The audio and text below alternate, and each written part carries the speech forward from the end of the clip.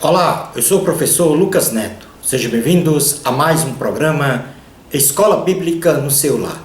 Hoje nós vamos estudar a lição de número 1, que tem como título Na Bíblia, a Bússola da Vida. Dentro deste tema nós vamos falar sobre 4 assuntos. O primeiro deles será a Bíblia, o livro do povo. Em segundo lugar, vamos falar sobre a Bíblia foi redigida por pessoas. Em terceiro lugar, vamos falar sobre a Bíblia é a palavra de Deus. Em quarto lugar, vamos falar sobre ame a Bíblia. Vamos então dar início à nossa aula de hoje.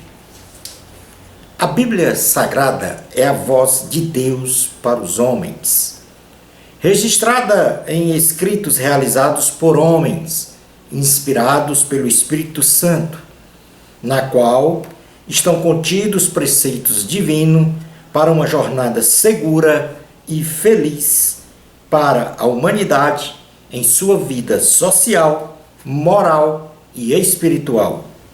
Nesta lição, estudaremos sobre o que é a Bíblia, sua composição e seus objetivos gerais e específicos. A Bíblia, o livro do povo. Definição da palavra Bíblia.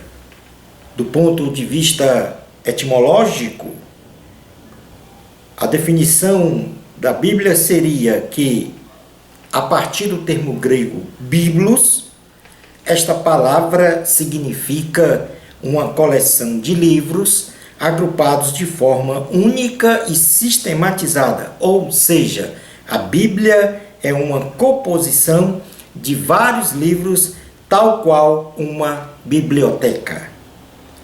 A definição espiritual para Bíblia é que a Bíblia Sagrada é a voz de Deus para os homens, registrada em escritos realizados por homens, inspirado pelo Espírito Santo, na qual estão contidos os preceitos divinos para que o homem tenha uma jornada segura e feliz na sua vida social, moral e espiritual. Na segunda carta a Timóteo, capítulo de número 4, capítulo de número 3, melhor dizendo, segunda carta a Timóteo, capítulo de número 3, versículo 16 ao 17, diz assim a palavra do Senhor: toda a escritura é inspirada por Deus e útil para o ensino, para a repreensão, para a correção, para a educação na justiça, a fim de que o homem de Deus seja perfeito e perfeitamente habilitado para toda boa obra. Portanto, a palavra é inspirada por Deus. Então, o seu autor espiritual e autor máximo da Bíblia é o próprio Deus. Composição da Bíblia. A Bíblia, primariamente, se divide em 2 subcoleções de livros, sendo a primeira denominada de Antigo Testamento e a segunda denominada de Novo Testamento. A palavra testamento denota em seu significado a realização de um pacto ou uma aliança entre 2 ou mais agentes. O Antigo Testamento, ele se configura predominantemente como uma aliança pactuada entre Deus, o Criador de todas as coisas, e a nação de Israel, que foi a nação escolhida pelo Senhor para ser um modelo sacerdotal para as demais nações.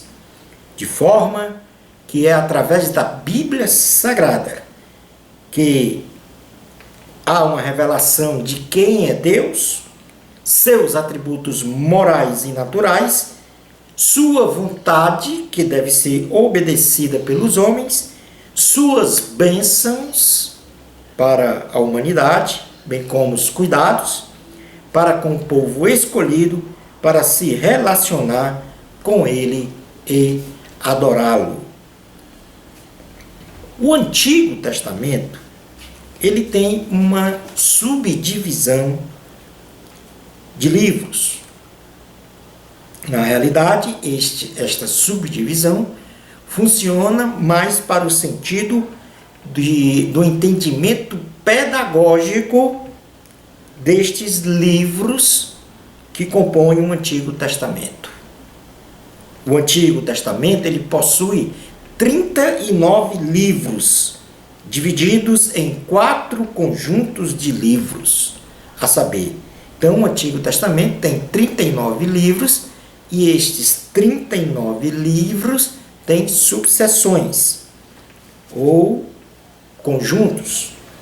E o primeiro deles é o Pentateuco, também conhecido por Torá, que é o termo hebraico. É composto, Pentateuco, é composto por 5 livros, contém leis e instruções que Deus deu a Moisés para Israel e a consolidação da aliança de Deus com esta mesma nação, visando esta ser uma nação sacerdotal e modelo para as demais nações quanto ao relacionamento e a adoração ao Senhor Yahvé, nome hebraico de Deus. Na minha página proflucasneto.wordpress.com, lá eu coloquei notas de aula em que nestas notas existe um quadro que eu chamei então de um quadro sinótico que mostra as subdivisões do Antigo Testamento, inclusive com os respectivos livros. Dentro deste contexto, eu vou apenas aqui fazer uma leitura desse quadro só relacionado ao Pentateuco. As demais subdivisões, os alunos podem consultar esta nota de aula e verificar, então, todos os livros com as datas em que foram escritas, os respectivos autores, o propósito de cada livro e o versículo-chave. Isto também está colocado nos slides, nesta mesma página que eu mencionei anteriormente. Então, só para a gente ter uma ideia do que está contido neste quadro, então o Pentateuco ele é formado por 5 livros. O livro de Gênesis, Êxodo, Levítico, Números, Deuteronômio, que forma também a chamada Torá. Gênesis foi escrito em 1525 a.C. O autor foi Moisés. Aliás, os 5 livros do Pentateuco foi escrito por Moisés. E Gênesis registra o momento em que Deus criou o mundo e o seu desejo de ter um povo separado para adorá-lo. O livro de Êxodo, também escrito por Moisés em 1490 a.C., registra os acontecimentos da libertação de Israel do Egito, onde eles eram escravos, e também registra o seu desenvolvimento de Israel como nação. O livro de Levítico, escrito em 1489 a.C. por Moisés, tem como propósito ser um manual para os sacerdotes e levitas da época, que então ele menciona as suas responsabilidades quanto à adoração e um guia de vida santa para os hebreus.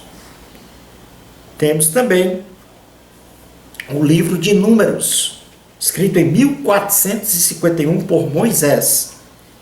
Conta como Israel se preparou para entrar na terra prometida, como os israelitas pecaram e foram punidos, e prepararam-se para uma nova investida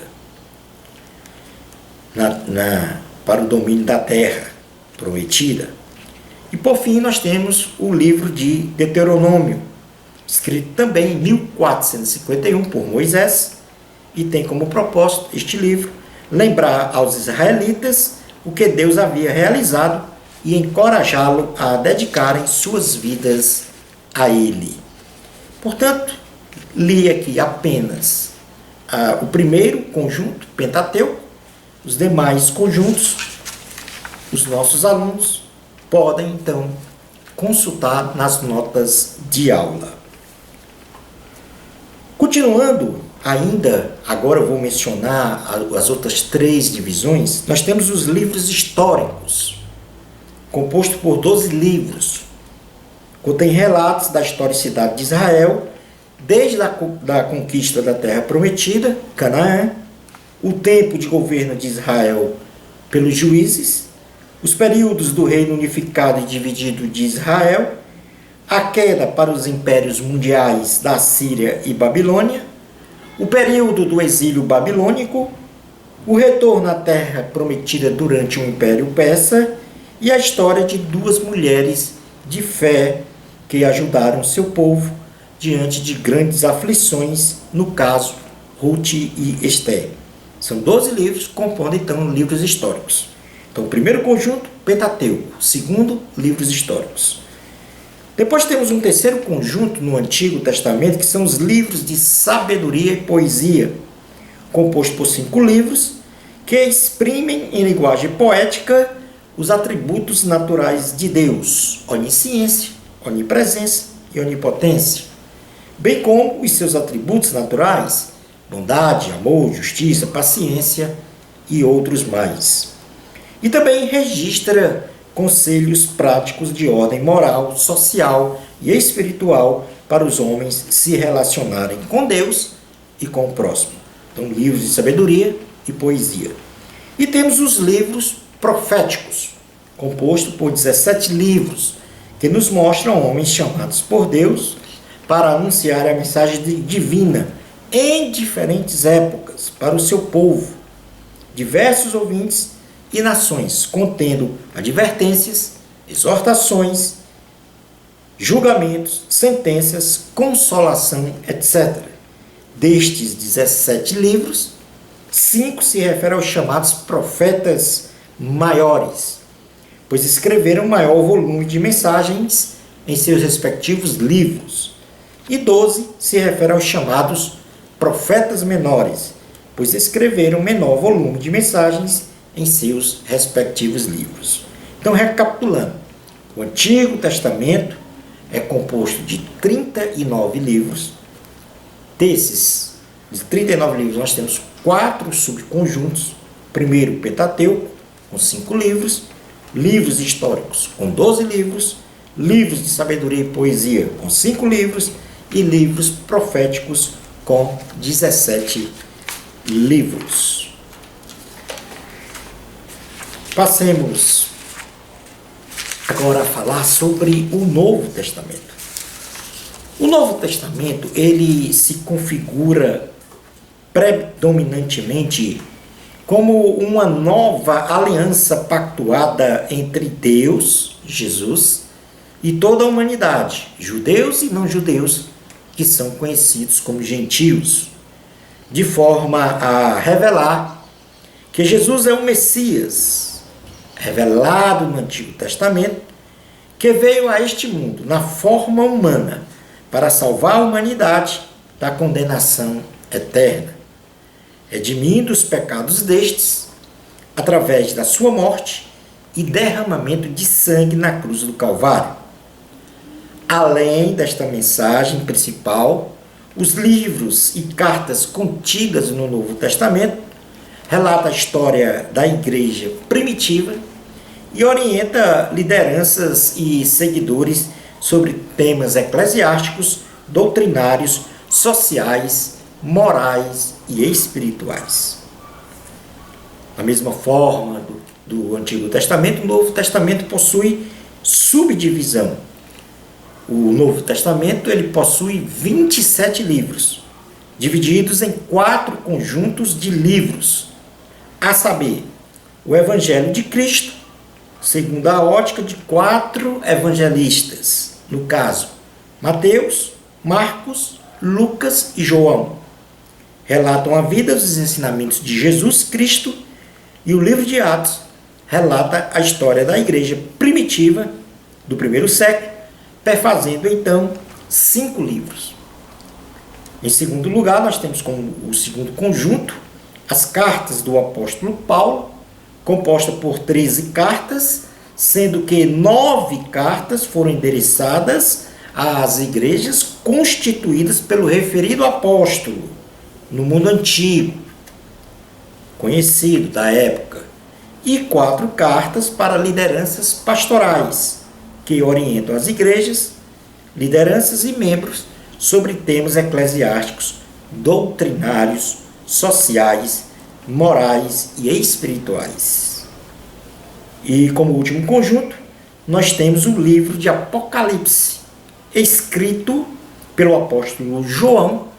Ele registra as visões que este teve na ilha de Patmos sobre os acontecimentos escatológicos dos últimos dias.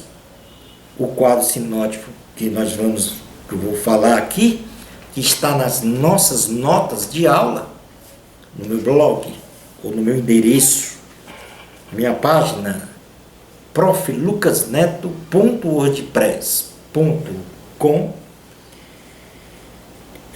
tem essas subdivisões do Novo Testamento. E eu vou falar apenas do Evangelho de Cristo. Então, do Evangelho de Cristo são 4 livros, e desse Evangelho de Cristo, sob a ótica de Mateus, ou segundo o evangelista Mateus, foi escrito em 60 depois de Cristo.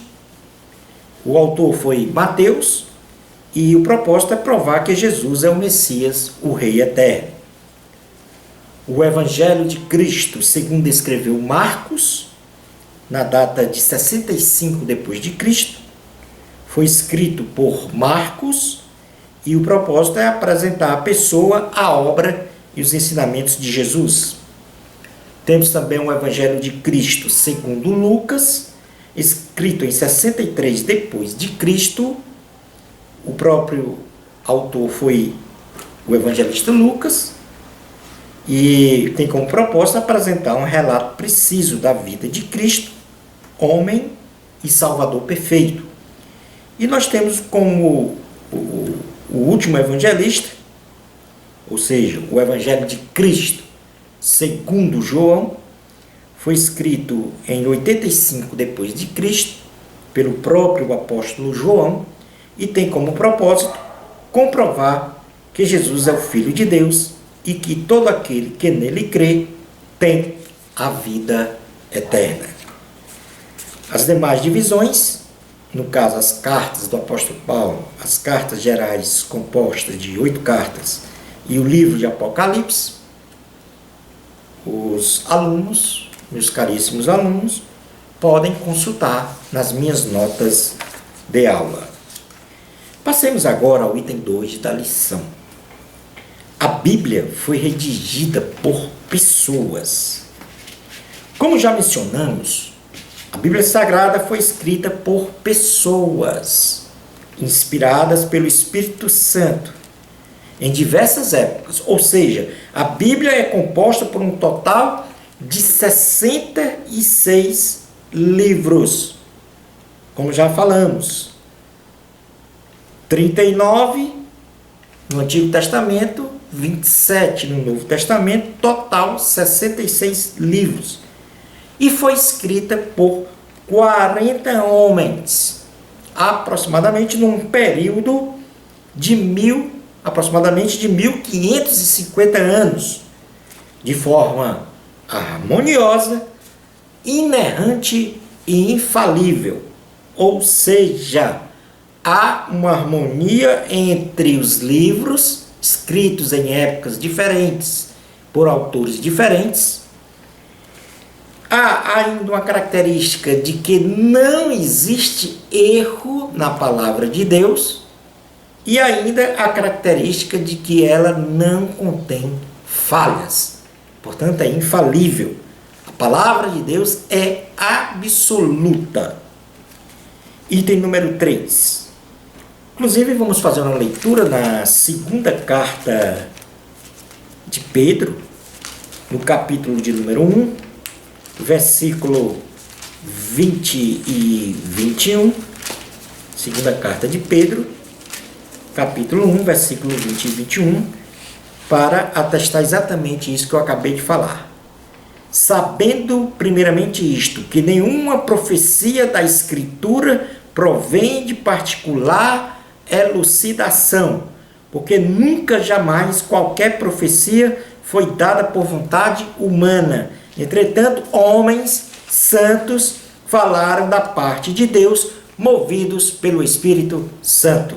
Portanto, a palavra de Deus é absoluta, inerrante, infalível e contém uma harmonia, porque foi ditada, inspirada por um só autor, o Espírito Santo.